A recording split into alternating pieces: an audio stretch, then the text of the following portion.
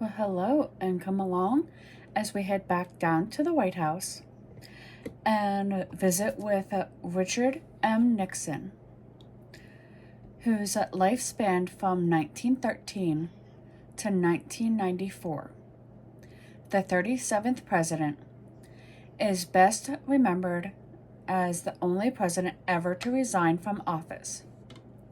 Nixon stepped down in 1974, halfway through his second term, rather than face impeachment over his efforts to cover up illegal activities by members of his administration in the Watergate scandal. A former Republican congressman and a U.S. Senator from California, he served 2 terms as vice president under Dwight Eisenhower. In the 50s. In the 60s, Nixon lost his bid for the presidency in a close race with Democrat John F. Kennedy. He ran for the White House again in 1968 and won. As president, Nixon's achievements included forging diplomatic ties with China and the Soviet Union, and withdrawing U.S. troops from an unpopular war in Vietnam. However, Nixon's involvement in Watergate tarnished his legacy and deepened American cynicism about government. Richard Milhous Nixon was born on January 9th, 1913, in Yorba Linda, California.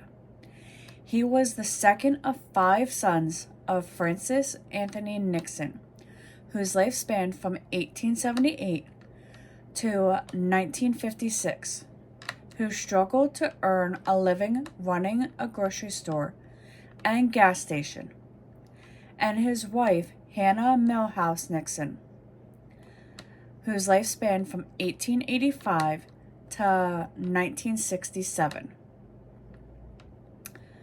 Nixon absorbed his parents' discontent with their working class circumstances and developed a strong sense of ambition. Did you know, while serving in the U.S. Navy during World War II, Richard Nixon won large amounts of money playing poker? He used these winnings to help fund his political campaign in 1946. He attended Whittier College, where he excelled as a debater and was elected president of the student body before graduating in 1934. 3 years later, he earned a law degree from Duke University, where he was head of the Student Bar Association and graduated near the top of his class. After Duke, he returned to Whittier, California, and began working as an attorney. In 1940, Nixon married Thelma Catherine Pat Ryan, whose life spanned from 1912 to 1993, whom he met while participating in a local theater group. The couple had 2 daughters, Patricia, whose life spanned from 1946 and she's still alive, and Julie, 1948, and she's still alive. When America entered World War II, that spanned from 1939 to 1945, Nixon joined the U.S. Navy and served as an operations officer in the Pacific. Following the war, Nixon launched his political career in 1946. when he defeated a 5-term Democratic incumbent to represent his California district in the U.S. House of Representatives. As a congressman, Nixon served on the House Un-American Activities Committee and rose to national prominence by leading a controversial investigation of oligarchs whose lifespan from 1904 to 1996. So he was actually 92 around 92 when he passed, or she. A well-regarded former State Department official who was accused of spying for the Soviet Union in the late 1930s. Nixon was re-elected to Congress in 1948, and 2 years later, in 1950, won a seat in the U.S. Senate. Although Nixon's attacks on alleged communist and political opponents alarmed some people,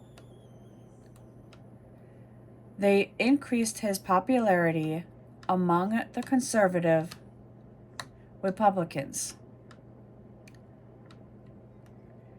In 1952, General Dwight Eisenhower selected the 39-year-old first-term senator to be his vice president running mate.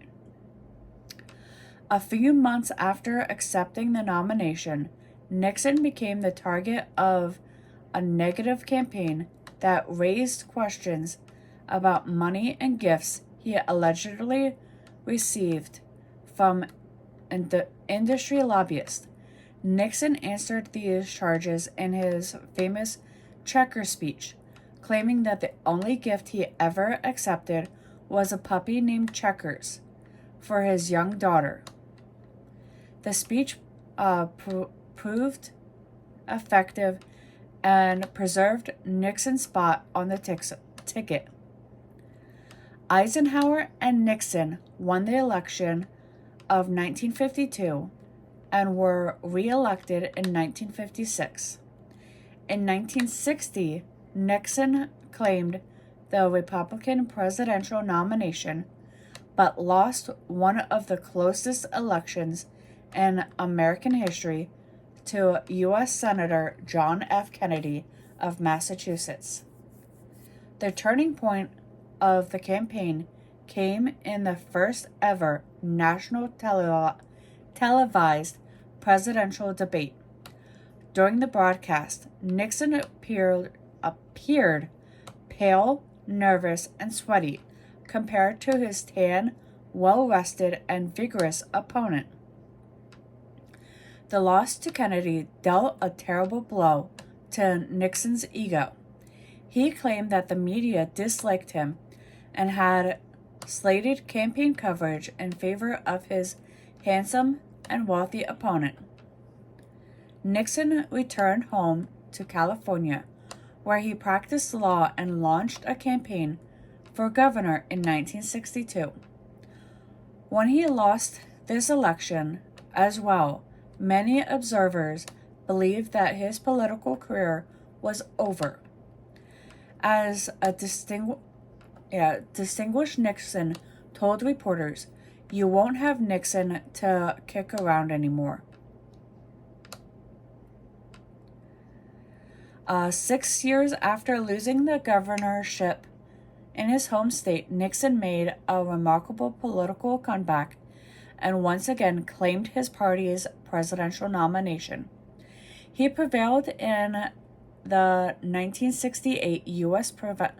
presidential election, defeating Democrat Herbert Humphrey, whose life spanned from 1911 to 1978, and third-party candidate George Wallace, whose life spanned from 1919 to 1998.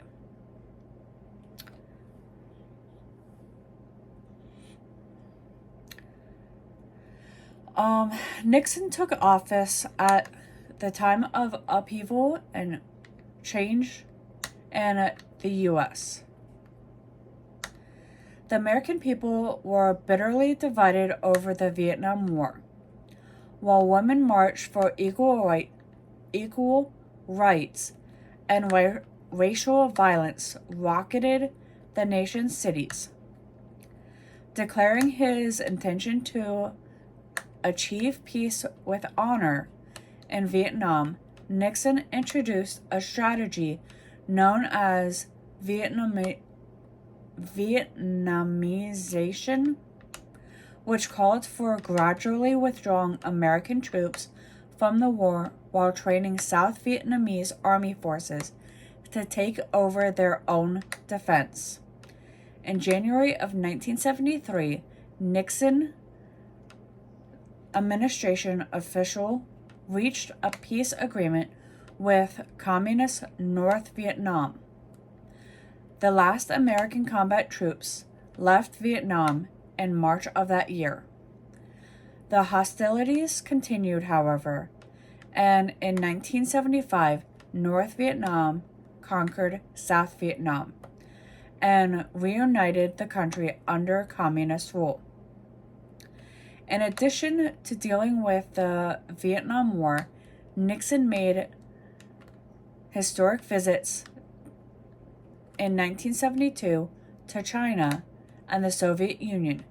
He reduced tensions between these communist nations, and the U.S. helped to set the stage for establishing formal diplomatic relations. Nixon also signed important treaties to limit the production of nuclear weapons. While Nixon was running for re-election in 1972,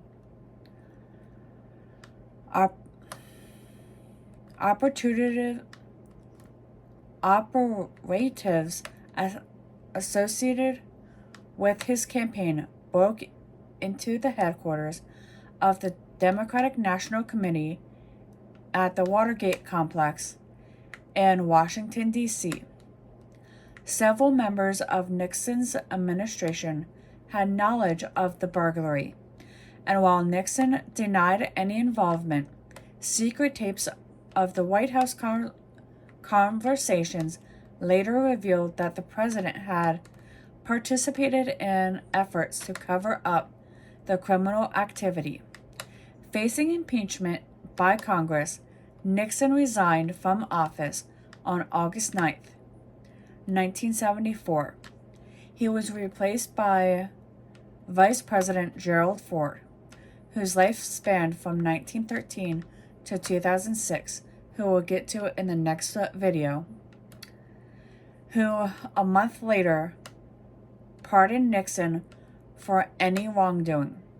A number of administration officials were eventually convicted of crimes related to the Watergate affair.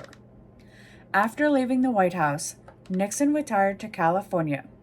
He and his wife later moved to New Jersey and quietly worked to rehabilitate his image, writing books, traveling extensively, and consulting with Democratic and Republican presidents. By the time he died on April 22, 1994, at the age of 81, in New York City, after suffering a stroke, some people viewed him as a respected elder statesman. Other Americans, however, rejected efforts to paint him as anything but a disgraced criminal. And with that, I will see you all in the next one.